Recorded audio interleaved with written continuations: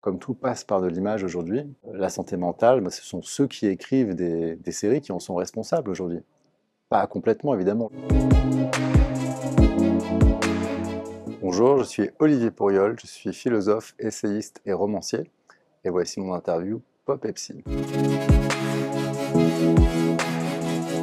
La chaire de philosophie à l'hôpital a été créée par Cynthia Fleury. C'est un lieu de recherche, de réflexion sur le soin, avec beaucoup de diversification, en essayant de réfléchir à ce qui se passe dans toutes les institutions, les lieux de soins, les lieux d'enseignement, voilà.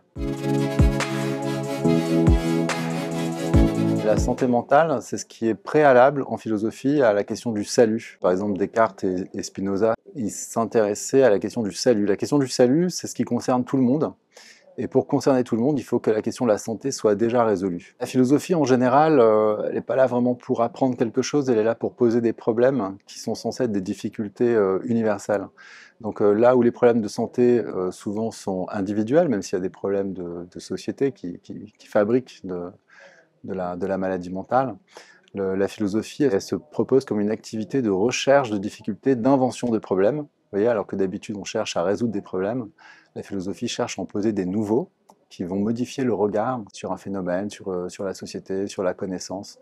Voilà, donc la philosophie peut et doit s'intéresser à la question de la santé mentale pour cette raison.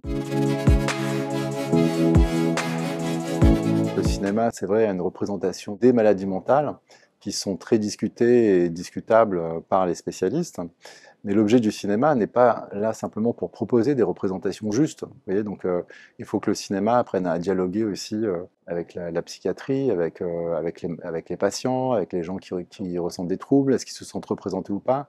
Donc c'est pas simplement le cinéma, c'est aussi la télévision, et puis c'est aussi les scénaristes, les producteurs, donc c'est tout le milieu en fait qui devrait s'intéresser à la question de la santé mentale, ne serait-ce que parce que comme tout passe par de l'image aujourd'hui, la santé mentale, ce sont ceux qui écrivent des séries qui en sont responsables aujourd'hui.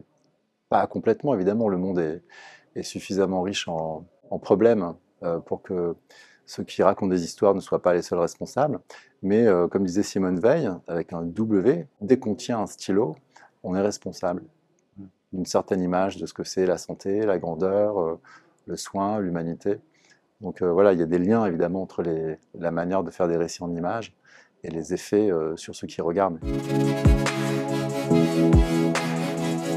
Un film de David Cronenberg qui s'appelle Spider, qui est adapté d'un roman de Patrick McGrath, je crois. C'est un film un peu ignoré dans la filmographie de David Cronenberg.